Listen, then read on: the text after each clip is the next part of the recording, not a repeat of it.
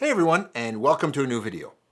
Many of us photographers are hit with the unenviable dilemma of shooting in less than ideal conditions, leading to low light, noisy images. But if your photos look soft after you reduce the noise, you didn't fix the problem, you just traded one problem for another. In this video, I'm going to show you how to clean up high ISO images without destroying sharpness. Starting with what most people might do in Lightroom, then moving on to more advanced techniques, and finally the workflow I use when I want the cleanest results without sacrificing details. So you can go from this to this. And I'll show you why you may want to use my discount code SIMON for 15% off PureRAW 6 from DxO. Wait till you see the results. My name is Simon D'Entremont and I'm a professional nature and wildlife photographer living in Eastern Canada. I make weekly videos giving you photo tips or taking you behind the scenes for nature photography. Subscribe if you want to see more.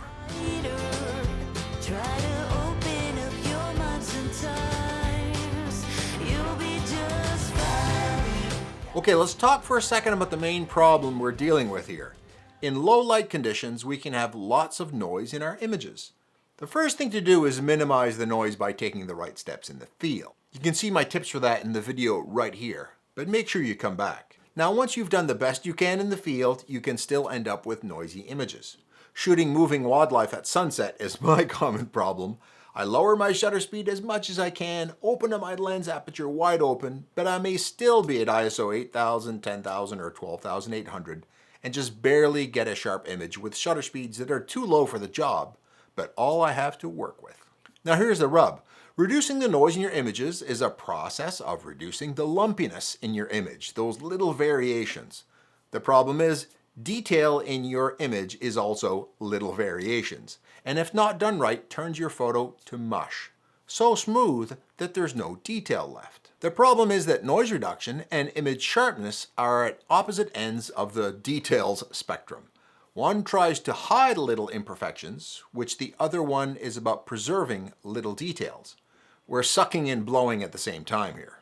I'm going to be using Lightroom Classic for this, but other software can do many of these techniques. First off, sharpening and noise reduction, done in their most basic formats to your photo, have a negative impact on your photo's quality. If you look here at this shot of mine, shot at ISO 10,000, if I slide the sharpening slider off to the right to improve image sharpness, see what happens to the noise?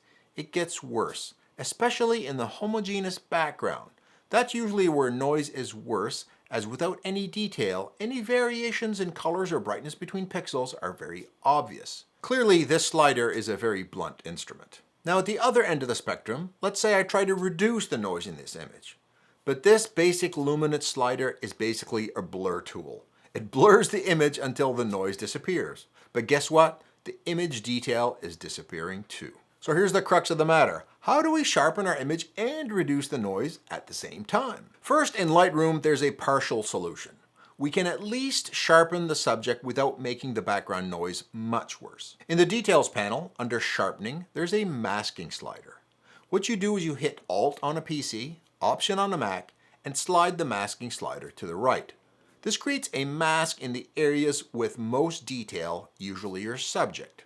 So the areas with detail in white get sharpened, and the areas in black, usually the featureless areas where noise is worse, doesn't get sharpened. This is at least decent.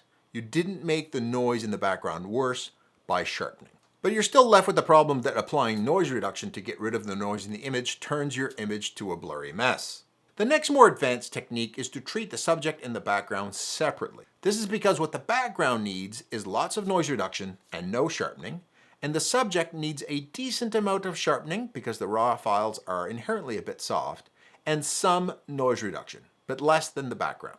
The best technique for this is to create separate masks for the subject and the background and treat them differently. First, I'll create a mask of the background, and I'll apply no sharpening, and I'll go quite heavy on the noise reduction. This is because there's no detail here I'm worried about preserving. And secondly, I'll create a subject mask and apply noise reduction and sharpening in turn and try to get a good balance. But balance is the best we're going to do.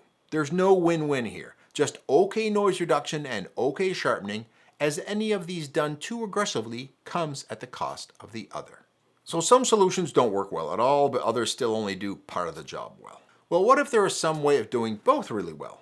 Welcome to my new favorite tool for noise reduction and sharpening, DxO PureRAW, who are also sponsoring this video. DxO has just launched PureRAW 6 and has added camera and lens algorithms so the converting of your raw images includes knowing what sensor and lens you shot it with to replicate most accurately the photo you took. So here in Lightroom, I'll start with a RAW file. Remember, this is also about decoding the RAW file in the smartest way possible right from the start. Here I am in Zambia after sunset with this stalking leopard. ISO 12,800 in super dark conditions. With my lens wide open, I'm still at ISO 12,800. 1/125th of a second is all the shutter speed I have. I know it's not enough really to capture subject movement, but I keep shooting, hoping one will be sharp. And here, phew, one sharp one. So to process this photo in PureRAW 6, we're going to go File, Plug in Extras, Preview, and Process with DxO PureRAW 6. Being able to use this as a plugin directly from Lightroom is really, really easy. Okay, so the first thing I'm going to do here is I'm going to zoom in here. 100% zoom really is more than I need. I can use the wheel on my mouse to change the zoom here. I'm going to back up just a little bit and have a look. And of course, there's a great feature here with the before and after slider with the preview of the processed image on the right and the original on the left. And this is really handy to get a sense of what the processing is doing. So here on the right, here are our options. We've got Deep Prime 3, which is the standard denoising and sharpening algorithm that's used. Deep Prime XD3 is for extra detail if you want to take it to the next level. Now there's a luminance slider, and the luminance slider will show you how much noise reduction you want to apply. And of course you can do this and watch live as the changes show up here on your photo, and then Force Details really captures some of the details back after some of the denoising algorithm.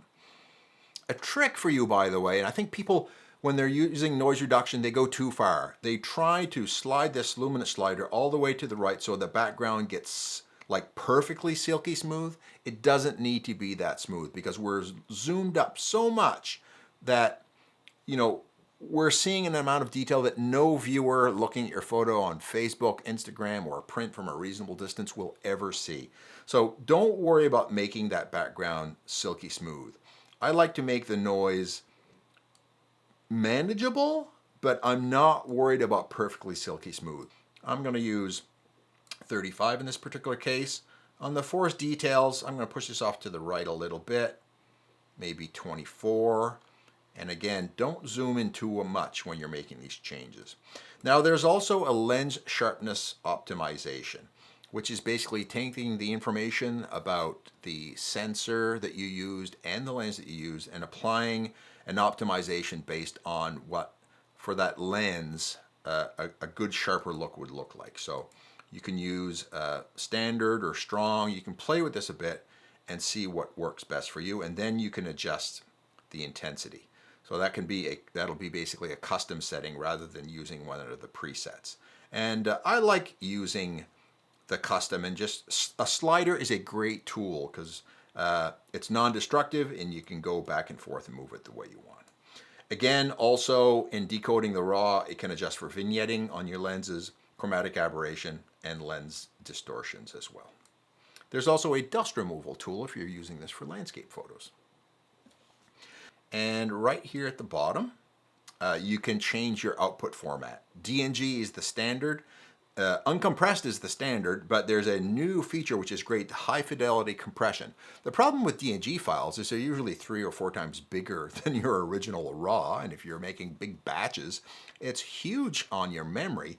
The high fidelity compression is very, very good, and it's usually a smaller file than your RAW. So this is a really, really a great feature, but you can use TIFF or JPEG if you want as well. I already did this once as a test, so I'm just going to hit overwrite here and overwrite the previous one. What you do now after you've decoded the RAW using PureRAW 6, you can process your photo to taste. So in my particular case here, I think this would look good in a horizontal crop. It's an unusual crop with the subject to the right looking right, but I actually like that a bit. I shot the photo quite bright actually. In a dark scene, a tip for you, shooting a bit bright and darkening in post-processing is actually a bit better because the scene was quite dark, something like this. And I can make a couple of easy edits. Take a linear gradient from the bottom here. And voila, after a bit of processing to taste, here's the final image. Check out how clean that is at ISO 12,800, no artifacts. The subject looks great. Look at those whiskers. Whiskers are really tough to denoise and still keep sharp. And here, let's look at a before and after. Look at how clean that is. Look at the beautiful detail. The background is nice and smooth. Still tons of detail on the subject, whereas we get more of a washed out look on the original, pretty noisy background, and we just lost some of the contrast on the subject itself. So this is showing great results. And again, look at those whiskers. When you can keep those up with some denoising and a very noisy image, you've done a great job. And by the way, I don't recommend cropping deeply on a very noisy image. It's actually a bad practice because it makes the noise worse. But I just wanted to show you what was possible. So give DxO PureRAW 6 a try and use discount code SIMON for 15% off PureRAW 6 and any other DxO software for new customers. And DxO has a perpetual license. Once you buy it, you can use it forever. I hope you can use these tips to come home from your next outing shooting in low light with great results, so you too can get your own unique and amazing photos. I know you can do it.